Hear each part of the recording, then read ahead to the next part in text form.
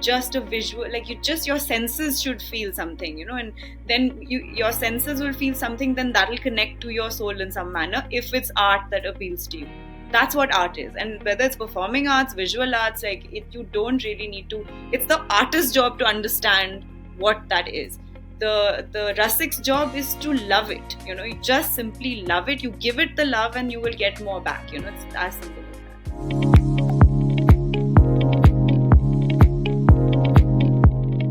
I am really interested to know about your journey. I understand you were exposed to the world of dance and law from a young age. What was that journey like, and how did you choose dance over law eventually? Yes, I was associated with both at a young age because I come from a family of lawyers, and I was very inspired, particularly by my maternal grandfather.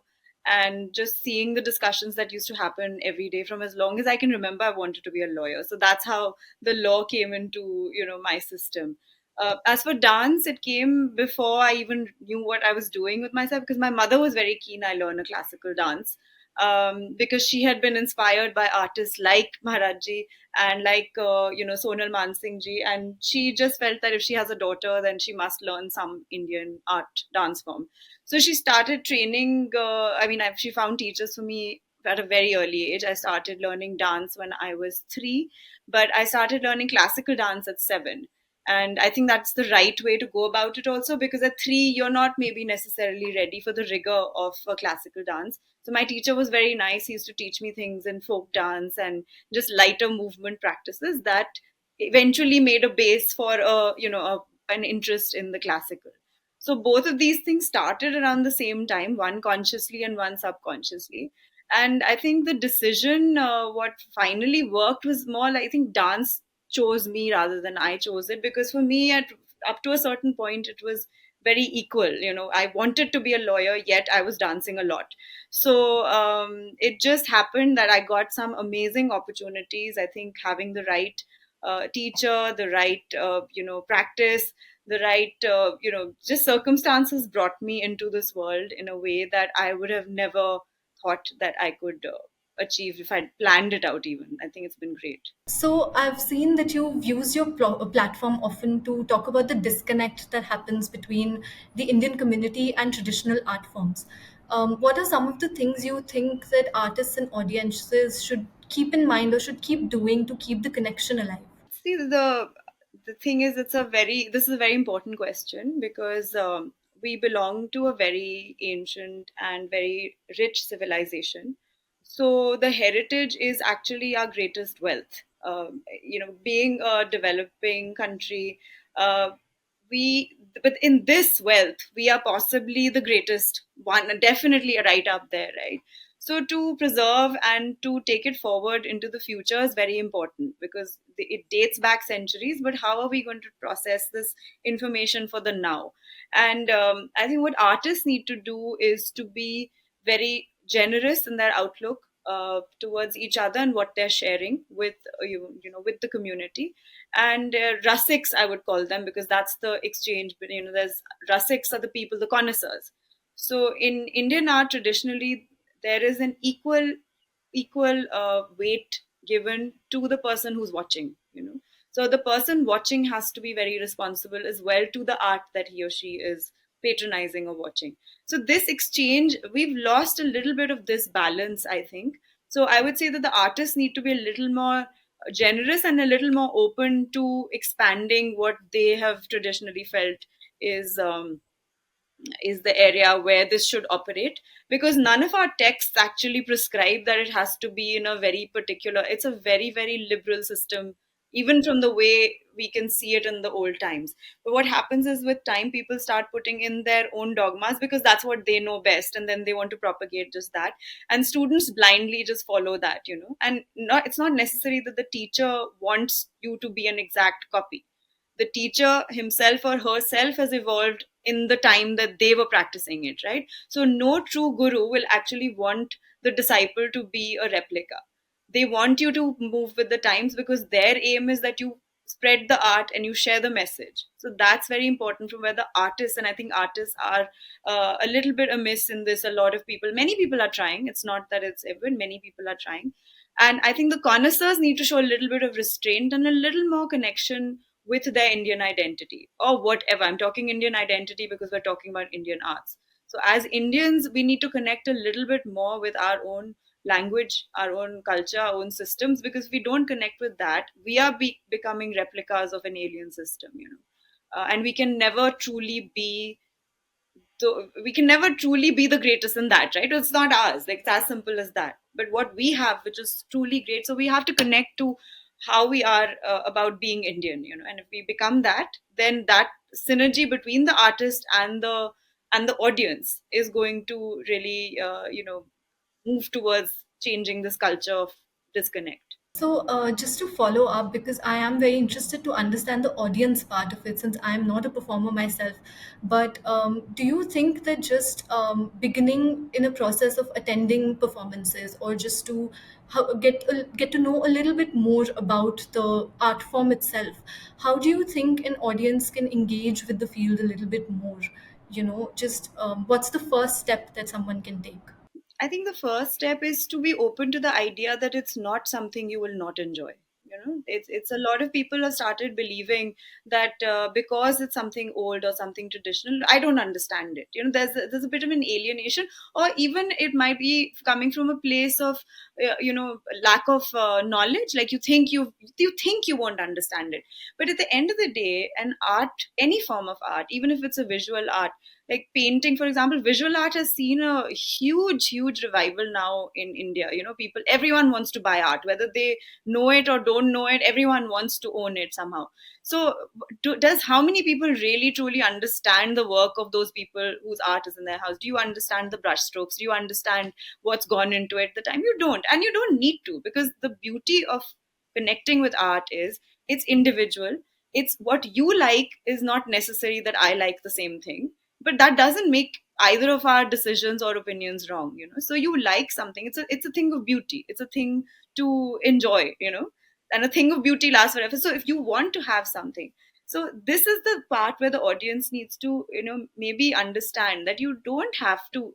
It's great if you've had exposure from childhood, because these are ways to understand it better and better. But as soon as you engage a little bit, you want to know a little bit more than that. Then put in an effort to know a little bit. Then some may read about it. But it's very important to understand that appreciation is actually just a visual, like, your senses should feel something, and then your senses will feel something, then that'll connect to your soul in some manner if it's art that appeals to you. That's what art is. And whether it's performing arts, visual arts, like, you don't really need to. It's the artist's job to understand what that is. The rasik's job is to love it. You just simply love it, you give it the love, and you will get more back. It's as simple as that. So, Shivani, speaking to you as an expert artist in the field, you are someone who's represented Kathak on international platforms. So, how do you see classical Indian dances evolving in the modern world at a global stage? The global stage is kinder to Indian artists, actually. So and our dances are very, very rich. I don't think we need to do anything to them. What I think is important, though, is that the community of dancers in India, or the community of performing artists, needs to very seriously come together and very seriously have a lobby, where everyone speaks for the art together in one voice for one purpose. And unfortunately, that is a very, very big negative in the performing arts field right now. That everyone, and to a certain extent, it's understandable, but beyond a point, it's not, in my experience. That after you have achieved a certain thing for yourself, you should be able to think of the larger picture. And in the international scenario, only when that happens, collectively as artists will be like, for example, why don't none of our classical dance forms is UNESCO World Heritage, intangible World Heritage? Not one. And that, to me, is the most telling thing when you have dance forms like flamenco, which derives from the gypsies, I mean, derives from Kathak. It's like, it's very clear that even in Spain they recognize that fact, right? That is intangible world heritage, and it's got that status. But Garba has got it now, which is great with folk dance. But the intricacies, the people who have put in the effort to make these dance forms, it's absolutely unfathomable to me that not one of our classical dance forms, and when we have such a rich and nuanced collection of them, has not. And that is a failing of the Indian arts community to not come together and speak for the art itself. This is the hope that I feel in the global scenario. Performance wise, everyone's going to have their day in the sun if you're like, you use a combination of your talent, your network, your positioning, your luck, whatever it is. So there's enough good work happening, in that sense.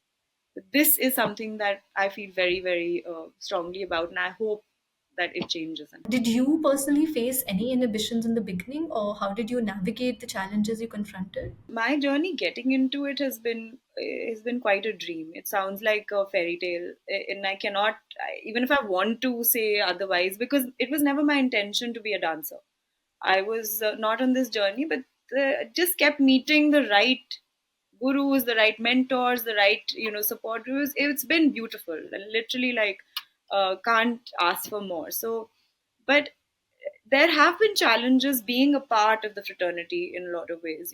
There have been challenges of and again, we were speaking of women's empowerment and all. In some places, uh, there, I don't know how to put this politely, but like, there is a lot of resistance to difference. There's a lot of resistance to difference, and there is an expectation of conformity which is really, really disturbing. And that became a very big issue because I've essentially I'm a complete outsider. I do not come from any background of dance, so it was like a reverse issue happening where your education was almost a bad thing, where you're coming from a certain, even affluence was a bad thing, because all the credit you got was not yours, it's because of somebody else, because of what you have. And there, so you I faced things like ostracism, like a lot of, like, people fighting for the attentions of, and I've been very, very lucky and blessed in both my gurus, who are like renowned, like avowed masters. Like, nobody can dispute what they are, what they stand for. And I have truly shared that guru shishya parampara relationship with both of them, which I'm so blessed. And that created, again, a lot of like complications from the you know the fraternity and the mindsets that came with it. So it's been those were the sort of challenges that I faced, not actually about entering into dance, because I have a very supportive family. My mother, as I told you, wanted this for me before I wanted it. Nobody in my family ever objected to the fact that I was a dancer. I think all these things have come into play with that whole colonization, when this whole Nautch girl thing started, which a lot of people are now getting rid of. It's no longer a bad thing to be a dancer or to be a musician. The resistance now is also because there's no money in in these arts. Like, so if you have to make a career that sustains your life, unless you resort to teaching, it is very, very hard. It's next to impossible.